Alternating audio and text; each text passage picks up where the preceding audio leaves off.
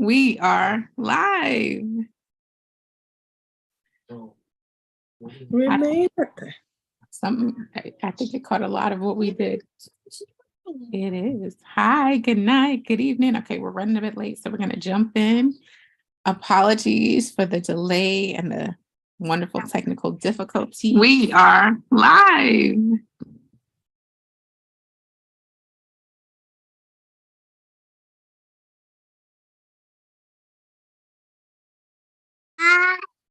Okay, I'm back. I am welcoming Dr. Trisa Job to our live tonight, our mommy wellness group. This is the wonders of being a mommy, as my 3-year-old wants to join the live, but she's not going to join the live. Trisa, why don't you introduce yourself? Tell us what you do, who you are. Hi, good evening, good evening. My name is Trisa Job, as ZuShanna said, and I am a physical therapist. And specifically, I am a pelvic floor physical therapist. I've been practicing for a number of years, and currently I work for a company out here in Central PA, doing both orthopedic physical therapy and pelvic floor physical therapy. And it's been a kind of a passion of mine to do physical therapy, first of all, and then even doing originally what would have been called women's health, but we now call it pelvic floor physical therapy.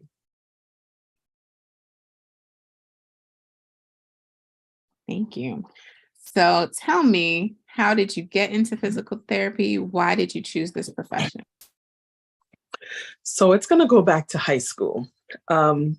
I am an immigrant. I am from the Caribbean, and I got to experience, I still say it's a pretty world-class education in the hearts of Brooklyn,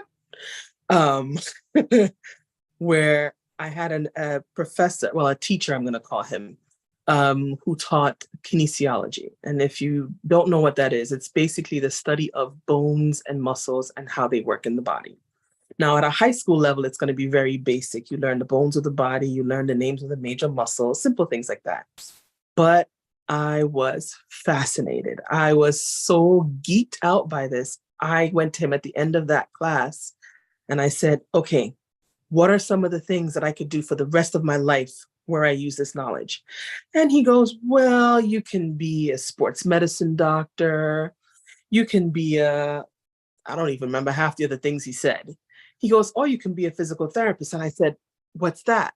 And he goes, well, they help people to recover after injury, you know, if they break a bone or something like that.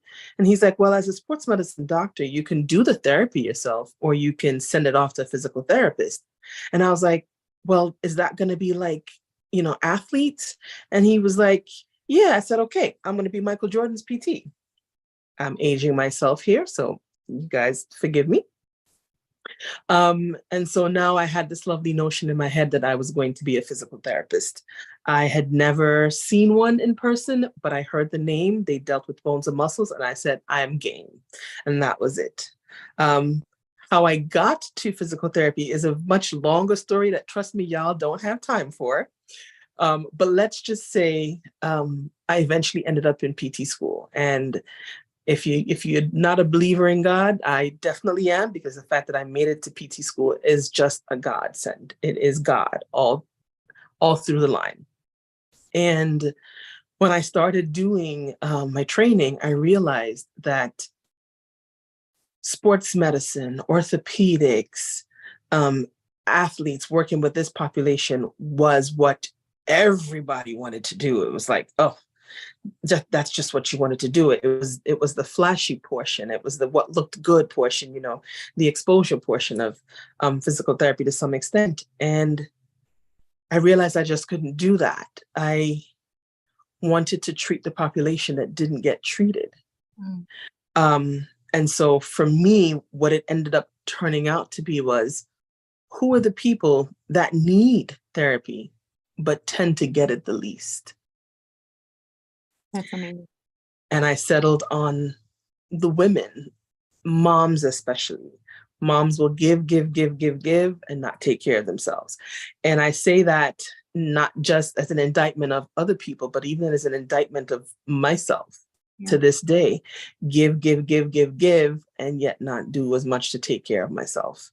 And so from that time, all those years ago, my passion has been to take care of women and to take care of them in all the ways that give them a better quality of life. We're not talking about, necessarily having you learn to walk again or something like that, even though if that's what's needed, I can do that too. But it's looking for you to have the confidence to move around the way you feel like you want to, not being limited by anything that can be pelvic floor related. And so that's how I ended up here. Trisa, that is amazing. Like, we've known each other for many, many, many, many, many years. And I didn't even know that or remember that you took kinesiology. Like, that's amazing. So off topic, but that's like indicative of someone who cares, right? A teacher who brings something in that isn't the norm and then changes your future, changes your outlook, exposes you to something that you never would have imagined. And even though I know it was a journey, you got there. And then to have that mindset of, I'm going to help, the athletes and maybe even the ideal of like the rich and famous, and then to be able to bring your expertise to an underserved community. Because it's like you said, we personally know that mothers sacrifice so much and we don't prioritize ourselves. And it's funny because last week's topic was self-care. So important. But as you were saying, talk to us. What are some of the reasons that people see a pelvic floor therapist? So the very stereotypical things that people know of, have heard of is, oh, if you're peeing your pants. And so a lot of the times patients will be like, oh, I'm not peeing my pants or anything. Or I only leak a little when I cough, because they've been conditioned to believe that that's okay. So I'm going to make it as plain as possible. It's not if you're 10, not if you're 90. It is not normal to leak. It's just not. Is it common? Yes. Normal? No. Can it be addressed? Most times, yes. So some of the basic things that we would look at is, yes, if you're having leaking issues, if you're having frequency issues, so that means you're going to the bathroom every hour on the hour.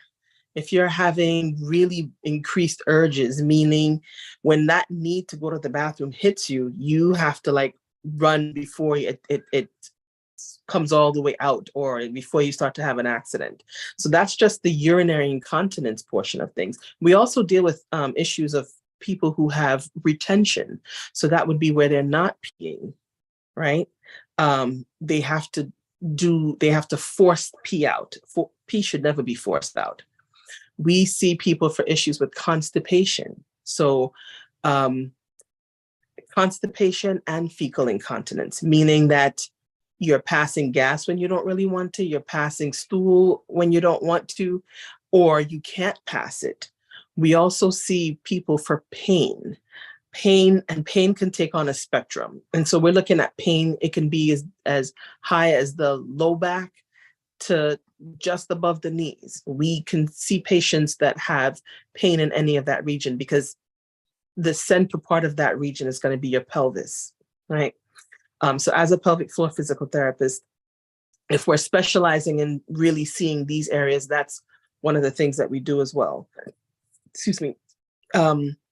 Pain can be just that you're regularly walking around with pain. Pain can be that it's hard for you to sit for a very long time, but the pain can also be that you dread going to see your doctor because it's hard to tolerate the speculum exam, or you dread your partner approaching you for penetrative engagement, intercourse, because it's painful or it doesn't happen or any of those things.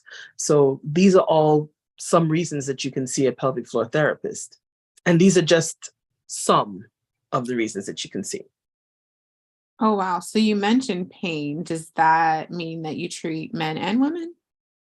Absolutely. So For all the above things, the urinary incontinence, the fecal incontinence, whether constipation or leakage, and pain. So we're talking about scrotal pain, penile pain, rectum and anus pain, tailbone pain, any of those things. There are also some therapists who treat erectile dysfunction. I'm not that skilled at this point, but there are those out there who can and do treat that as well. Oh, wow. That's amazing, because most times we think medication. We treat a lot of these things with medication as opposed to seeing a physical therapist or someone that specializes in pelvic floor therapy. So as you point out, medication and surgery tends to be a lot of the ways that people think things have to be fixed. And we're not saying that you can't have some of the effect with those, but we do know that sometimes what we do is we get into really bad habits. And when we keep some of the bad habits that we have, we start to create other issues. And so one of the things that we tend to look at as physical therapists is how we can help to interrupt some of the cycles, some of the behavioral cycles that we have that can contribute to some of the issues that we're having. Like one key thing that I would say, a lot of women do that whole just in case peeing. I don't know if you've ever heard the term, where, you know what, I'm going to leave the house. I'm going to go down the block for a minute and I'm going to come back. Let me pee just in case, right? Knowing that you're leaving the house for like 10 minutes. Or, you know, and unfortunately, we train our kids to do that as well. It's like, okay, you're going to leave the house right now. You're going from here to there. Go and pee just in case. But we're starting to do this thing where we're training our body to pee when it's not necessary. We're starting to tell our bladder that we need to respond to the urge when it's only here and not when it's here. And so we train our body to do bad things. And then you have to come see me to have me help you retrain your bladder to do good things. Wait a minute. So we can retrain our bladders? You can retrain your bladders. So the beauty of the pelvic floor is that because it is a muscle that we have volitional control over, meaning just like the muscles in your biceps, just like the muscles in your neck, you can control them, you can move them, you can be all sassy with it if you want to. You can control the muscles of your pelvic floor. And as a result, you can train how your bladder responds. Bladder, bowel, lots of things. That is amazing. I'm learning so much.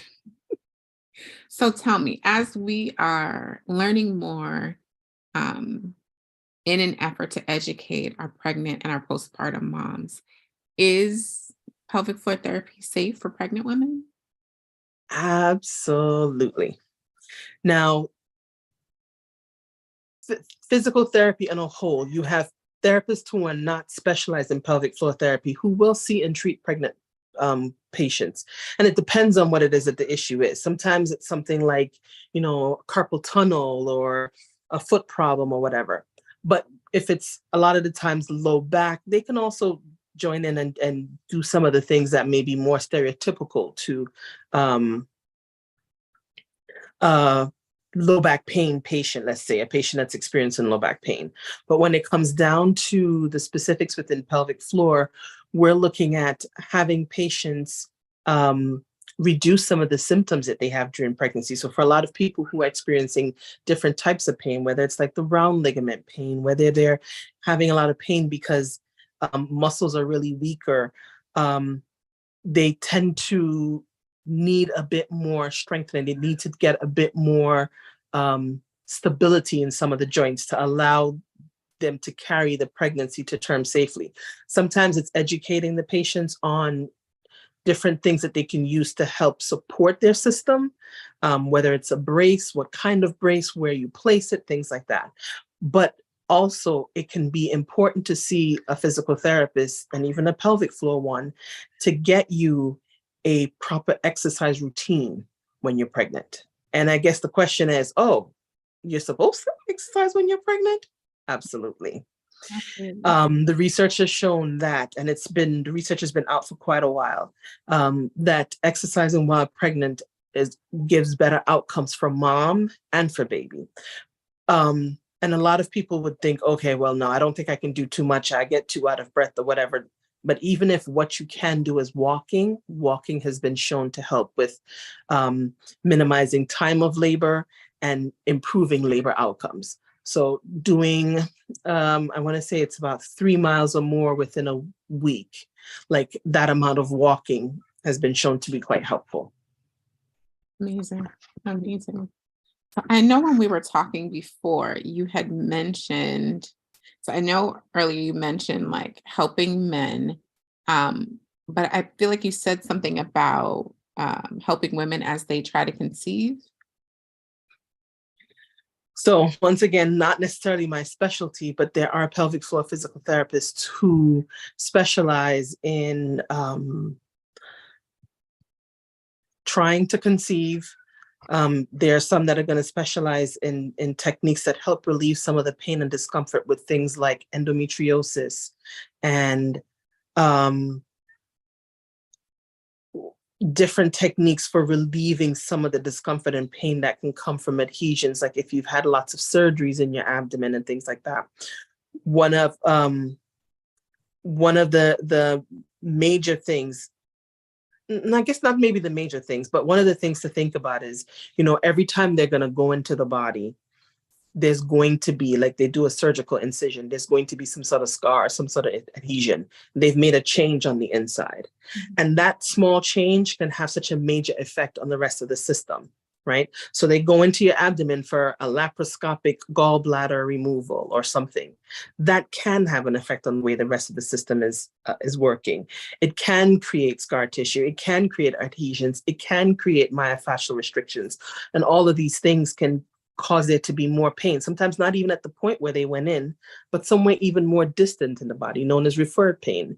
So you have therapists that are going to be more specialized in like mobilizing the viscera, like moving the structures on the inside. And they're doing this all from the outside, but that's their training, that's their skill, that's their particular area, even in pelvic floor physical therapy. So you're going to have some specializations in different areas. The things you don't know. Literally the things you don't know. Question for you. You said referred pain. What exactly is that? So when we talk about referred pain, we talk about the pain that you can experience in one area, though that's not where it's originating. So pain is complex. And a lot of people don't quite accept it, but it is truthful that pain is an expression of the mind. Mm. Meaning your body sends a signal to the brain has to determine what that signal is. We have what are called, the word's missing me now. We have what are called reflexes, right? And a reflex is there to protect you before the brain even gets a chance to figure out what's going on, right? So, you know, the doctors usually come, they check you, they're going to bang on the knee and see how quick your reflexes are, things like that. Mm. Before your foot moves, that message doesn't get sent to the brain. It's only after the fact, right? So the reflex is there for that instantaneous, something feels really off, let me draw back and protect myself. That's that. But any other symptom, any other sensation that comes through the nerves, it goes up to the brain, and the brain now has to determine what it is that's coming in. What exactly is the sensation that's coming in?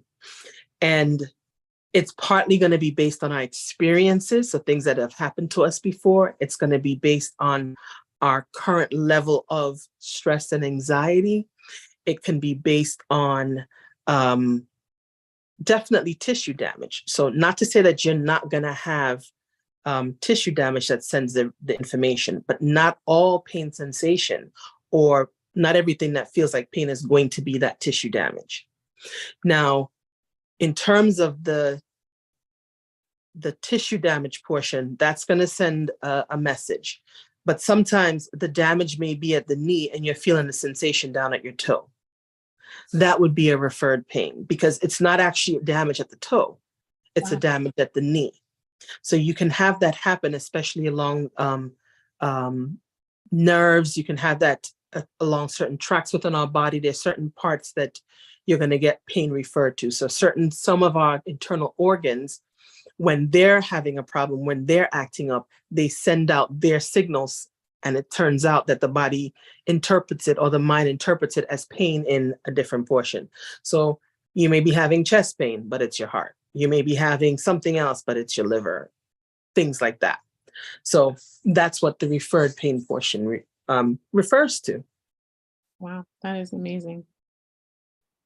How do you learn to identify that? If a patient's coming in complaining about hip pain, but it's originating from somewhere else. So that's one of the reasons why we do all the testing that we do. So you would be testing to see the motion that they have in the hip. You'll be looking to see the things that would bring on the pain, and then the things that will lessen the pain, because that will give you an idea as to whether that structure itself is causing it. And then this is where your detective work comes in. You start going to wherever you think it can be coming from.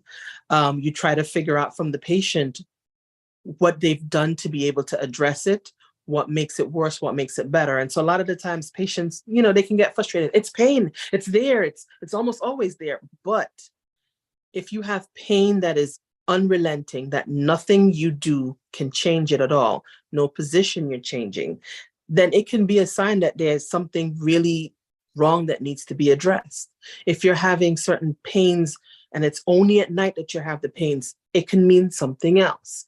So for a lot of what we do, we want to get all the information. So I implore my patients to pay attention to your body. You are the best person to know what's happening.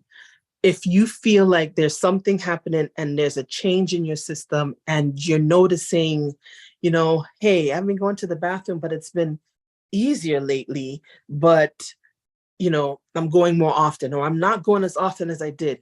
Pay attention to the small changes, because you're going to be the one to give the doctors the information that they need, whether it's a medical doctor or whether it's a physical therapist doctor. You're going to be the one to give them the information for them to be able to help decipher for you what is happening and how we can make changes there. Wow. Okay. There's so much. And I'm going to go on my soapbox on that one. Ladies, your vulva belongs to you, okay?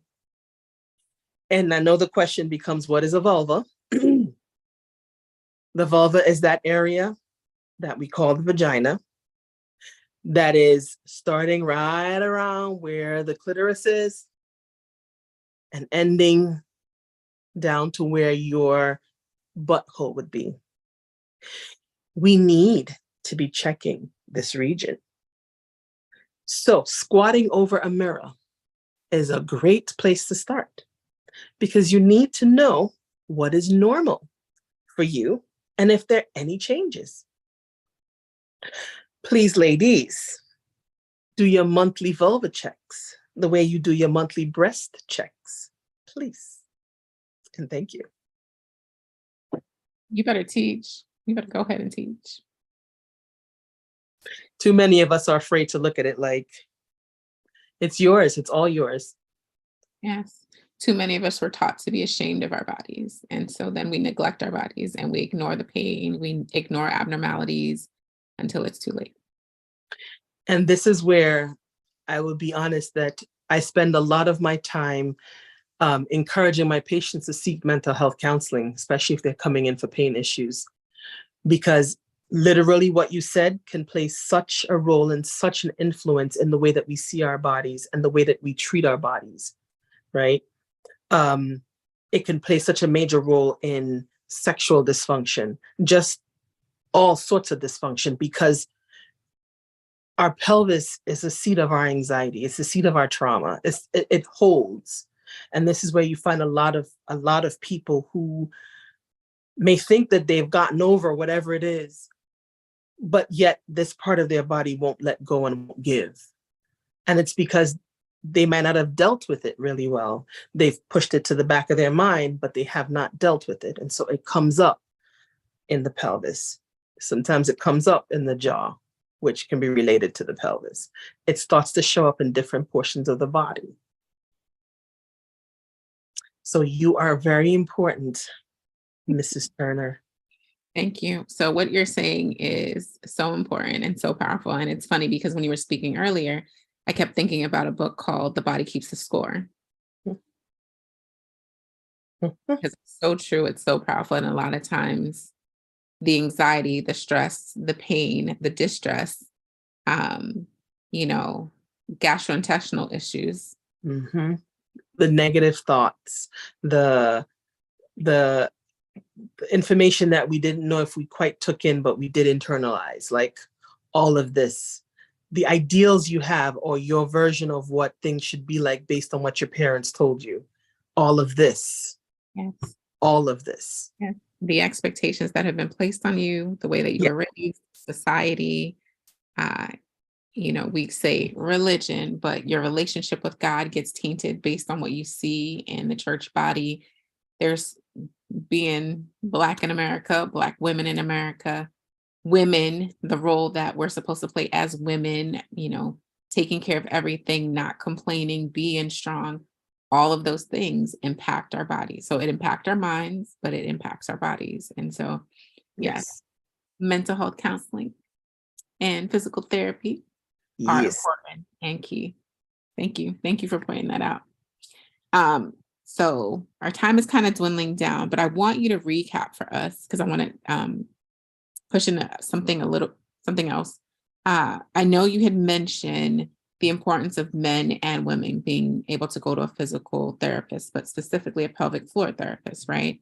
Any issues with erectile dysfunction or issues with conceiving, and you know, it being safe for a pregnant woman. Talk to us about postpartum. And I'm realizing there's one thing I also did not add into the list of things that we see, but it comes up a lot with postpartum. So I'll talk about that then. So trying to conceive while you're pregnant and then postpartum. So in places like France, you get an automatic pelvic floor PT visit within your 6 weeks checkup. Are you kidding? Not a joke. That is an automatic thing. We have not gotten to that level of flyness in this country. We're trying. But it is important to see a pelvic floor therapist after. Sometimes it's not even that there's a big problem, but it could be that we can help you stave off some other problems that can come around. So it won't necessarily only be for your pelvis, but a lot of the times for women who are breastfeeding or even bottle feeding. Sometimes the way we position ourselves to do that can cause a lot of stress and tension down the spine and to the neck, and you start having all these other issues that come along with it, right? So that would be a good reason to see physical therapy. In terms of the pelvic floor therapy, when you're having postpartum issues. So first couple weeks after you have your baby, you might be a little bit leaky, yes. But by the time you get back to see the doctor for the 6 weeks, if you are still having leaking at that time, you need to call, right? It ain't right beyond that time. It doesn't take the tissue that long to heal. That's when we want to start seeing physical therapists. Sometimes there's pain, things that are going on as well. One of the things that becomes even more popular, and it's a thing that everyone's talking about right now, it's called a diastasis recti. Yes. So yes, we as physical therapists and as pelvic floor physical therapists, we address the diastasis recti. And the question becomes, what you talking about, lady? So think of your six-pack muscles, and some of us have not seen that since childhood, but the muscles are left and right, and they're connected by a line in the middle called the linea alba. And that linea alba is really not muscle, but connective tissue that binds the two of them and allows the left and right to work together, or the left to work, or the right to work. It is not only something experienced by pregnant women, but it can be common in pregnancy. It can also self-resolve, but not always, right? As the belly is growing, as the baby is getting big, as the tissues are stretching, you start to have a stretching of that connective tissue, and you start to get space in between that. So instead of the muscles lining up right next to each other, there now is a space in between it, right? That would be the diastasis recti. It's the separation of the two muscles that come down the center. Like I said, it is a normal process of pregnancy, but sometimes the body needs a little bit of assistance to help go back to normal. And that's where you'd want to see a therapist who's going to be skilled and trained and knowing what to do. And that's your pelvic floor therapist, because we want to help those muscles to perform their function well again. Aesthetically, yes, people want it closed, and I want it closed right away. Sometimes, depending on how severe it is, surgery is the only option to repair it or to make it as it was before, so to speak. It really will never be as it was before. Our bodies are never the same after you have a child, let's be honest. But you want to make sure that you're getting the strength across the area to get the function. And so we as the therapist are going to be looking to make sure that you can get the function and be able to move while you are recovering. And so training you how to lift, how to carry, because of course those lovely babies are going to need all that loving attention. And sometimes that can be an issue. So you can work with a physical therapist to help bring you back to the point where that can be not painful anymore. One of the other things that comes up a lot with postpartum as well, besides the leaking, like I said, and when I say that, I literally have met patients that are in their 70s that would tell me that they first started leaking when they had their first child back when they were 20. And so they've been leaking all their years, just wearing pads. And I'm just going to repeat again that is not normal. That is not what should be happening. But no one ever said that this is something that should not happen. And so they just accepted it. Their moms told them that this is what happened, and it just went down the line like, oh, well, this is what happened. Well, my mom had it too. My older sisters had it too. Not normal. We're not going to normalize that. Please get help, get it fixed. But one of the other things that can happen sometimes with pregnancy and delivery, but it happens at other times too, is what we would call a pelvic organ prolapse. And what that means is the things that are supposed to be nice and supported in your pelvis start to act like they don't know what to do and start to act like they want to come out your openings. Some people, when they're delivering, the way that they're pushing, the way that they're positioned, whatever, they can have an increase of that. And so that's one of the things that pelvic floor therapists also work on as well, being able to stabilize that, in some cases reverse what's happening there, but basically giving the patients as much stability as they can to be able to do the things that they want to do without all that pain and pressure and that bulging. I need to go find a physical therapist. Well, there is a directory with women of color pelvic floor physical therapists, because we know that as women of color, we tend to respond a lot better when we have people that look like us and are for us and are rooting for us. Doesn't mean that no one else can get the services through them. But very specifically, we want to make sure that women of color feel safe. And so there is a directory of physical therapists for pelvic floor. And it's actually international, y'all. So they're in Jamaica, they're in Canada, they're in the United States, in as many states as I can think of. Right now, I can't tell you many of them that they're not. I'm not sure about West Virginia or something like that, but throughout the United States. And then we have some, I believe, in Kenya and Nigeria. That is amazing. So we're going to have to get that information from you and post it on our social media. And I was going to actually ask you about that. So a couple questions as we close. How do we go about finding a physical therapist? How do we then find a pelvic floor therapist? Like, what are some tips that you would recommend? So definitely the directory, like I was talking about. But if it is that you don't know if they have, or you looked and we don't have anything in the region, there are lots of other pelvic floor groups that have directories. So there is a woman out of Orlando, Florida. I think she goes by Pelvic Guru. She has a directory. Gosh, there's another one that I can't think of off the top of my head right now. But one of the, I guess, the best ways that you can also go about it is looking through the APTA, which is the Professional Association for Physical Therapists. So through the APTA, you can look up for, I think there's a search bar that says find a therapist, and you can search on there. There is the specific section for pelvic health. And I'm not going to lie and tell you the name. I will find that link better and send it so it can be posted to social media.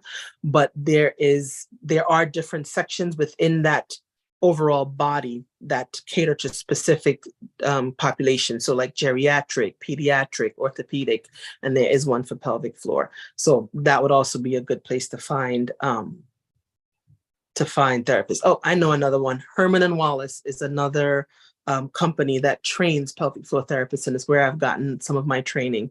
And so they have a directory as well. Okay. So what are some questions we should be asking if I'm looking for a physical therapist in general, right? If I am pregnant, postpartum, having any of the issues that you listed, or specifically a pelvic floor therapist, what are some questions I can ask? So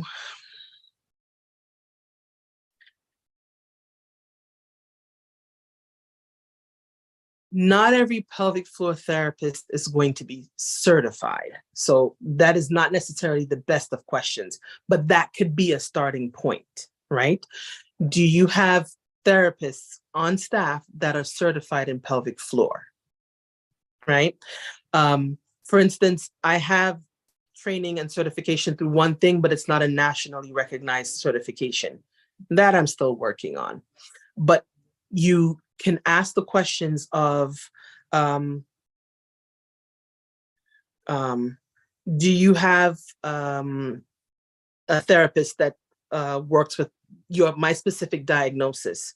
What is the experience of the therapist working with my diagnosis? And if the front desk staff doesn't know, then that's the time when it would be appropriate to reach out to that clinician and have them answer the questions.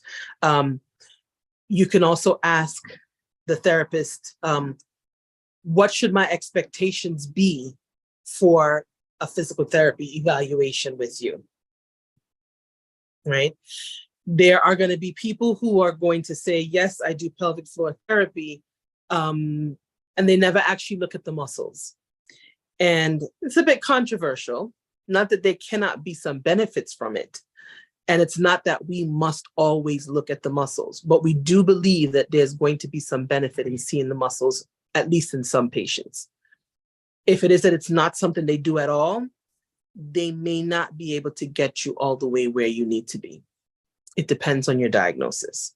So you want to ask them specifically, have you treated this particular diagnosis before? And of course, that kind of comes down with whether or not you know what your diagnosis is. So, a lot of the times it's coming from a primary care physician or from an OBGYN that's saying, I see this and I think you should go get help for that, right? So that's where you would, that's what I think I would ask as a patient going to see a clinician. Okay. And I know when we were talking before, you had mentioned something about tracking progress.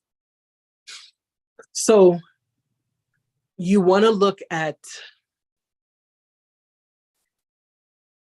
once again, do not leave things in the hands of the therapist and not take the ownership of marking and checking for yourself. So you have to have an idea as to, these are the goals that I have in mind, and this is how I'm reaching them, or I'm getting there. It's taking some time. It's taking a reasonable amount of time, or taking a long period of time, whatever the case may be. But you also want to make sure that over time that therapist is tracking your progress. It's not just doing the same things over and over and over again, that they're advancing, that they're getting you to function, that they're allowing you to reevaluate along with them how you are doing to make sure that you're reaching the goals or you're heading in the direction of your goals. Thank you. So much information. I took so many notes. I'm gonna have to go to some of these references tonight and find me a physical therapist and a pelvic floor therapist. Are there any last minute things you'd like to share with our mamas?